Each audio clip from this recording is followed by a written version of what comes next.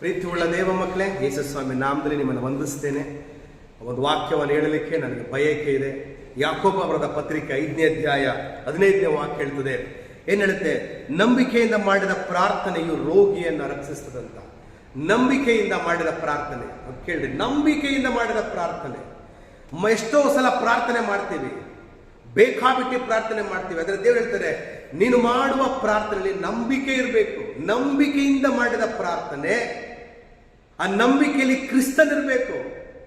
ನಂಬಿಕೆಯಲ್ಲಿ ಯೇಸು ಸ್ವಾಮಿ ಇದ್ದಾನೆ ಎಂಬುದಾಗಿ ನಾನು ಪ್ರಾರ್ಥಿಸಿದ್ರೆ ಆ ನಂಬಿಕೆಯಲ್ಲಿ ರೋಗ ಗುಣ ಆಗುತ್ತೆ. ಒಬ್ಬ ರೋಗಿಗೆ ನಾವು ನಂಬಿಕೆಯಿಂದ ಪ್ರಾರ್ಥನೆ ಮಾಡುವಾಗ, ಒಬ್ಬ ವ್ಯಕ್ತಿಗೆ ನಂಬಿಕೆಯಿಂದ ಪ್ರಾರ್ಥನೆ ಮಾಡುವಾಗ ಆತನು ಗುಣ ಹೊಂದುತ್ತಾನೆ. ಕಾರಣ ಏನು? ಅವನು ಪ್ರೇಯರ್ ನಂಬ್ತಾನೆ. ಪ್ರಾರ್ಥನೆ ಮಾಡುವಂತ ನಾನು ನಂಬಿಕೆಯಿಂದ ಪ್ರಾರ್ಥಿಸಿದ್ರೆ ಆ ವ್ಯಕ್ತಿಯನ್ನ ಗುಣ ಮಾಡುವಂತ ಶಕ್ತಿ ನಂಬಿಕೆಗಿದೆ. ಅದಕ್ಕೆ ವಾಕ್ಯ ಹೇಳ್ತದೆ, ನಂಬಿಕೆಯಿಂದ ಮಾಡುವ ಪ್ರಾರ್ಥನೆ ರೋಗಿಯನ್ನ ಗುಣ ಮಾಡುತ್ತೆ. ನೀವು ಯಾರಿಗೇ ಪ್ರಾರ್ಥನೆ ಮಾಡ್ರಿ, ನೀವೆಂಥವ್ರು ಬೇಕಾದ್ರೂ ಪ್ರಾರ್ಥನೆ ಮಾಡ್ರಿ, ನಿಮ್ಮ ಪ್ರಾರ್ಥನೆಯಲ್ಲಿ ನಂಬಿಕೆ ಇರಲಿ, ಕ್ರಿಸ್ತನಿರಲಿ.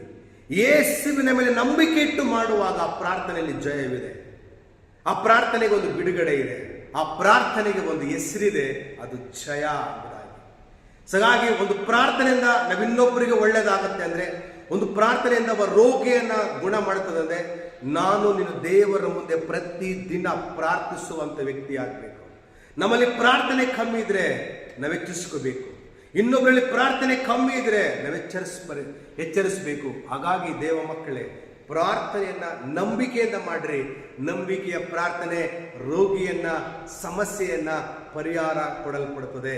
ಎಂಥ ಸಿಚುವೇಶನ್ಗಳಿದ್ರು, ಎಂಥ ಸಮಸ್ಯೆಗಳಿದ್ರು, ಎಂಥ ವೇದನೆಗಳಿದ್ರು, ನಂಬಿಕೆಯಿಂದ ಮಾಡುವಂತ ಪ್ರಾರ್ಥನೆ ಗುಣ ಮಾಡುತ್ತೆ. ಯೇಸುವಿನ ನಾಮದಲ್ಲಿ ನಿಮ್ಮೆಲ್ಲರನ್ನ ಈ ವಾಕ್ಯ ಆಶೀರ್ವಾದ ಮಾಡ್ರಿ. ಆಮೆನ್.